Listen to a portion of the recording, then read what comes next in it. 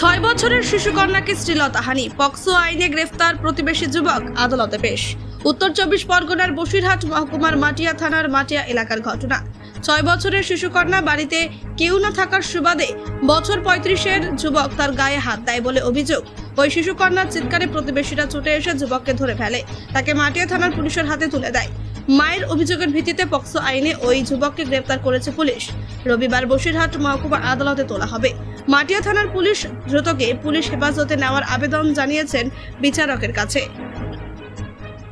কাল রাত্রিরে বলতে কি হচ্ছে গো, ওর মা আমার সাথে বললো এরকম নাকি বাচ্চা মেয়েটা নাকি ওর মারে বলেছে যে মা আমার বুক যন্ত্রণা করছে, ব্যথা করছে। তা বলছে কেন, কি হয়েছে? তখন ওর মার সাথে বললো যে এরম রাজু নাকি এরম পাজা করে ধরেছিল। তা কি করেছিল আমি জানি না, এইটুকু আমার সাথে বললো। ওর মা তখন কোথায় ছিল? ওর মা তো বাড়ি ছিল। বাড়ি ছিল? আর বাচ্চাটা কোথায় ছিল? বাচ্চা খেলাধুলো করে। ও আর সেই সময় তো আমরা বাড়ি ছিলাম না, সেই সময় ঘটনা তো বলতে পারবো না। আর দুপুরবেলা মনে রাজু এসেছিল, বউ আসেনি, উনি একা এসেছিল। গা হাত পা দিয়ে মানে খেয়ে খাওয়া দাওয়া করছিল, বাচ্চার সাথে আমি মা আমাকে করে হাঁক ডাক করে দেখেছি।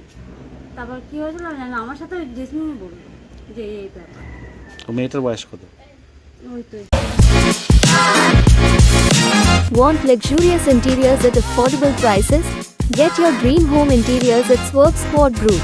Book your free site visit today.